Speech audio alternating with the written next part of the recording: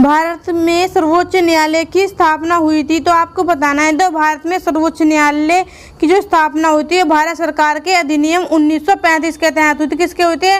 भारत अधिनियम 1935 के तहत सर्वोच्च सुप्रीम कोर्ट की स्थापना। ठीक है, आपसे पूछा कि लोकसभा को कार्यकाल पूरा होने से पहले ही भंग किया जाता है। तो जो लोकसभा को कार्यकाल पूरा होने से पहले ही भंग किया जाता है, किसकी सिफारिश पर किया जाता है? तो आपको बताना प्रधानमंत्री की सिफारिश पर राष्ट्रपति द्वारा। किसका? प्रधानमंत्री की सिफारिश पर राष्ट्रपति द्वारा। और ये जो लोकसभा का कार्यकाल कितने वर्ष का होता है? तो आपको बताना है 5 वर्ष का। लोकसभा का जो कार्यकाल होता है कितने वर्ष का होता है? 5 वर्ष का। अगला देखो, ये आपसे ये पूछा गया है, सफलतापूर्वक कार्य हेतु पंचायती राज को पूरे सहयोग की जो जरूरत पड़ती है। जो पंचायती राज को किसकी करती है? स्थानीय जनता की। क्योंकि जो पंचायती जो पंचायती राज व्यवस्था जो होती है ये कहाँ होती है? ये हमारे गांव में होती है। ठीक है, तो इसमें आपको क्या बताना है? स्थानीय जनता के द्वारा। ठीक है, अगला क्वेश्चन देखो आपसे क्या पूछा गया। किरण क्लासेस को लाइक करें, सब्सक्राइब करें और बेल आइकन को भी प्रेस करें और अपने दोस्तों में शेयर करें। अगला देखो, आपसे क्या पूछा गया है, ये देखो, राज्यसभा के चेयरमैन, जो चेयरमैन को क्या बोलते हैं हिंदी में? सभापति। और जो सभापति, जो राज्यसभा का जो सभापति कौन होता है? भारत के उपराष्ट्रपति जो होते हैं वो राज्यसभा के चेयरमैन, सभापति, अध्यक्ष। चाहे तो आपसे अध्यक्ष पूछेगा तो आपसे अध्यक्ष बोल दिया, आपसे अध्यक्ष पूछा गया तब भी आपको क्या बताना? अध्यक्ष पूछ लिया तो आपको क्या बताना? तो आपको बताना है भारत के उपराष्ट्रपति। आपसे पूछ लिया भारत के चेयरमैन, राज्यसभा के चेयरमैन, तो आपको क्या बताना है? उपराष्ट्रपति। आपसे पूछ लिया गया राज्यसभा के सभापति, आपसे पूछा गया राज्यसभा के सभापति, तो आपको बताना भारत के उपराष्ट्रपति। ठीक है, बराए किसकी सलाह पर राज्य में राष्ट्रपति शासन, जो राज्य में राष्ट्रपति शासन लगता है वो किसकी सलाह पर लगता है? तो आप बताओगे राज्यपाल की। राज्यपाल राष्ट्रपति को सूचना देता है, तो उसी के तहत ही वो बताता है कि राज्य का जो शासन तंत्र है जो वो है वो क्या हो गया? वो विफल हो गया। तो उससे फिर क्या करता है राष्ट्रपति? अनुच्छेद कितना लगाता है? आप बताओगे अनुच्छेद 356 के तहत। किसके तहत? 356 के तहत राज्य में राष्ट्रपति शासन लागू हो जाता है। ठीक है, अभी देखो पंचायती राज जो प्रथम बार कहाँ लगी थी? आप बताओगे राजस्थान के नागौर जिले में। पंचायती राज का जो मेन पूछ ले, प्रधान पूछ ले, लक्ष्य पूछ ले, तो आप क्या बताओगे? ग्रामवासियों में शक्ति का क्या होना चाहिए? ग्रामवासियों में जो शक्ति का क्या होना चाहिए? आप बताओगे विकेंद्रीकरण। क्या बताना आपको? विकेंद्रीकरण। ठीक है, अब देखो आपसे क्या पूछा गया, पंचायती राज को किसके अंतर्गत स्वशासन की इकाई के रूप में गठित किया जाता है? तो आप बताओगे जो पंचायती राज व्यवस्था है उसे किसके रूप में किया गया? भारतीय संविधान के 73वें संविधान संशोधन। भारतीय राज्य 73 संविधान संशोधन कब हुआ था? आप बताओगे 1992 में। कब हुआ था? 1992 93 दिया रहता है ऑप्शन में। ठीक है, तो आपको 1992 से 1993 वाला ही ऑप्शन टिक करना है। अब देखो, अब आपसे क्या पूछा गया? अब आपसे ये पूछा गया है भारत में संघीय, क्या पूछा गया? भारत में संघीय वित्त संबंध रखता है, तो आप किसे बताओगे? आप राज्य और केंद्रों के बीच। किसके बीच? राज्य और केंद्रों के बीच क्या करता है? आप बताओगे संघीय वित्त और राज्य और केंद्र के बीच। ठीक है, भूमि सुधार की सूची के अंतर्गत आपको बताना है जब भूमि सुधार जो है वो किस सूची में है? वो राजस्व सूची का विषय है। और जब भूमि सुधार कब हुआ था? ये हमारे 9वीं अनुसूची में। कौन सी सूची में? 9वीं अनुसूची में। और आप बताओगे कब हुआ था ये प्रथम संविधान संशोधन कब हुआ था? आप बताओगे 1951 में। और 1951 में है 9वीं अनुसूची है। ठीक है, अब देखो आपसे क्या पूछा गया। अब आपसे पूछा गया लोकसभा में आंग्ल भारतीय समुदाय से मनोनीत करने की शक्ति किसके पास है? तो आप बताओगे जो आंग्ल भारतीय समुदाय से जो मनोनीत करने की शक्ति किसके पास है? भारत के राष्ट्रपति के पास है। और भारत के राष्ट्रपति के पास किस अनुच्छेद में है? तो आप बताओगे अनुच्छेद 331 अनुच्छेद 331 में है। और जो ये आंग्ल समुदाय आंग्ल भारतीय, लेकिन वर्तमान में 26 जनवरी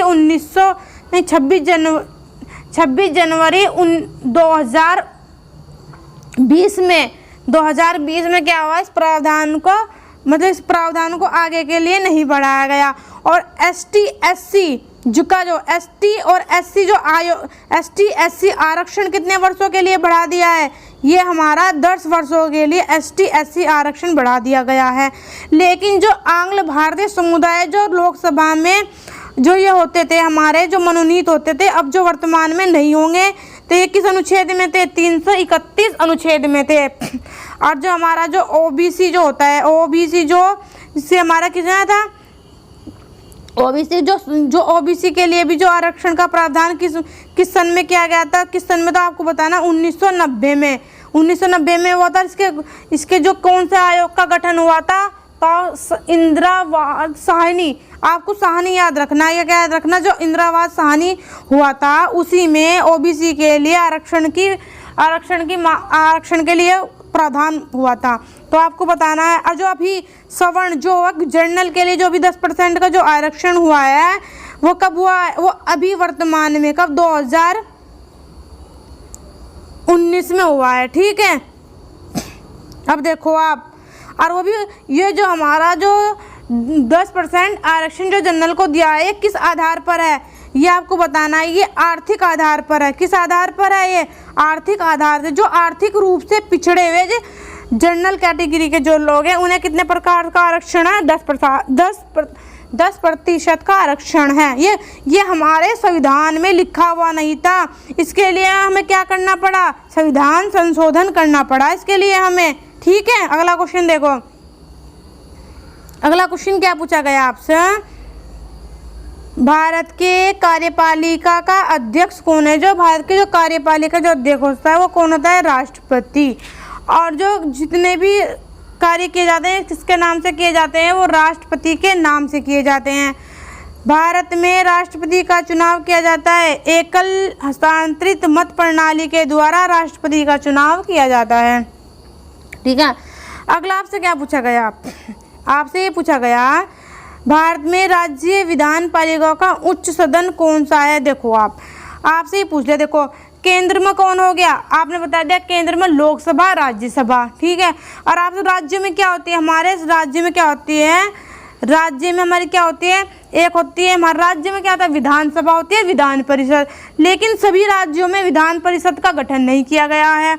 विधान परिषद का कितने राज्यों में गठन किया गया है, विधान परिषद हमारे शायद 7 राज्यों में है। एक बार आप इसे देख लेना, ठीक है। 7 राज्य है या कम, 7 है, पहले 8 थे, लेकिन अभी जम्मू कश्मीर को केंद्र शासित प्रदेश बना दिया, तो जम्मू कश्मीर को एक लद्दाख बना दिया, तो उसमें क्या हुआ कि शायद अब 7 ही है। एक बार आप इसे देख लेना जाके, ठीक है।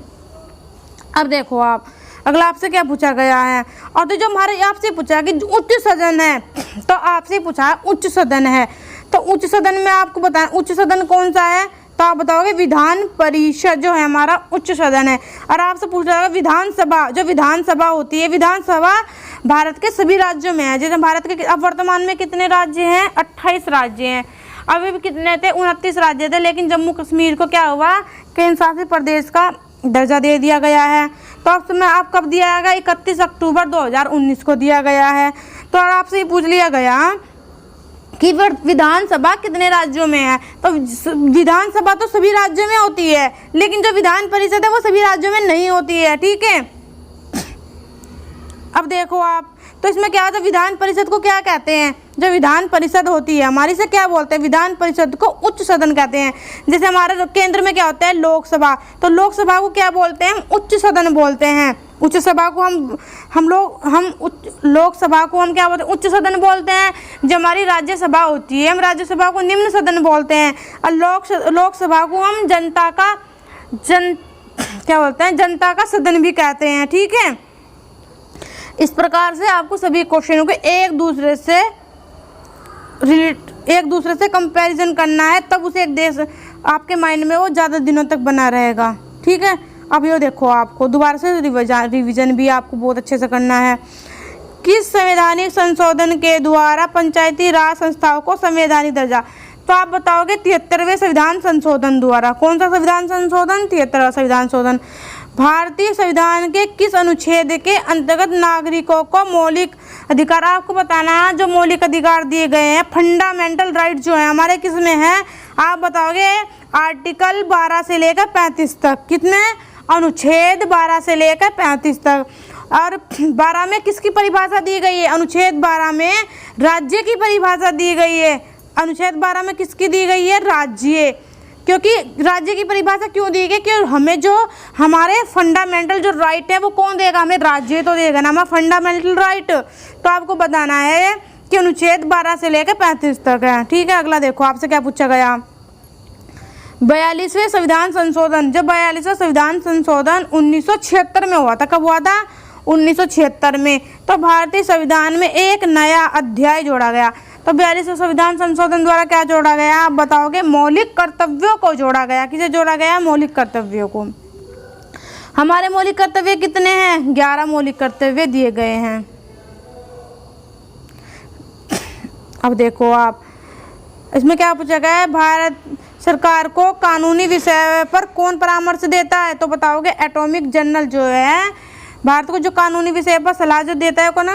Atomic general. और एटॉमिक जनरल का किस अनुच्छेद में? आपको अनुच्छेद जरूर याद रखना, आर्टिकल वेरी इंपॉर्टेंट। देखो आर्टिकल्स आपको कौन कौन से याद करने, एक बार मैं आपको बता देती हूँ। देखो SC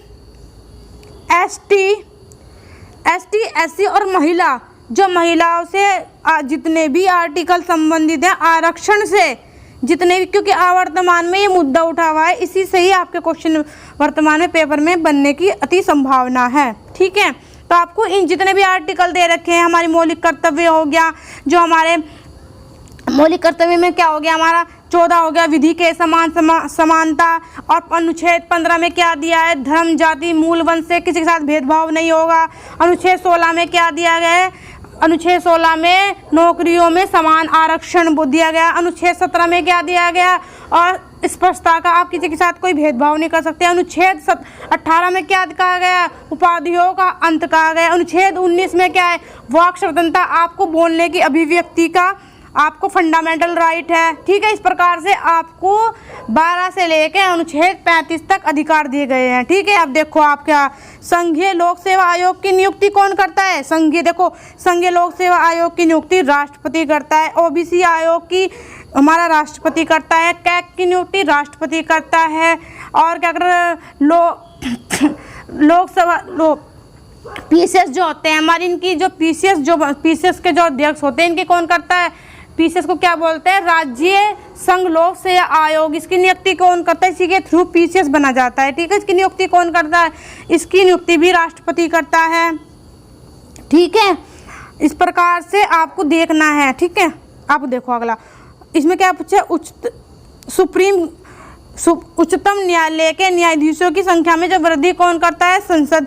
क्योंकि हमारी जो संसद है वही कानून बनाती है। ठीक है, और कार्यपालिका क्या कार्य? उस जो विधायिका के द्वारा जो कानून बनाए गए हैं उन्हें लागू करवाना किसका कार्य है?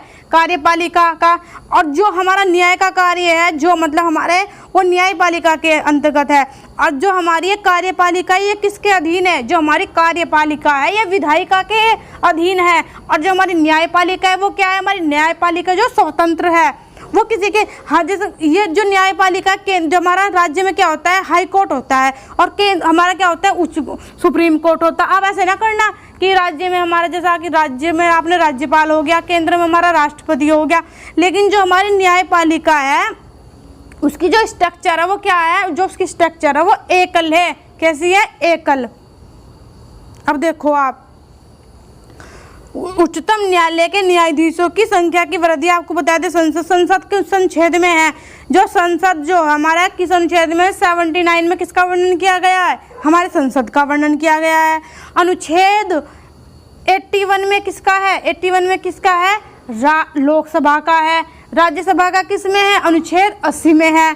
ठीक है, और संसद किससे मिलकर बनती है? लोकसभा, राज्यसभा, राष्ट्रपति। ठीक है, अगला देखो आप, अगला आपसे क्या पूछा गया है? भारत में इनमें से कौन सा विषय पंचायती राज व्यवस्था की शक्तियों के अंतर्गत? जो हमारा राज्य पंचायती राज व्यवस्था है, इसका क्या कार्य नहीं है? न्यायिक पुनरीक्षण, इसे क्या बोलते हैं? जो न्याय, ठीक है, न्याय, ये किसका कार्य नहीं है?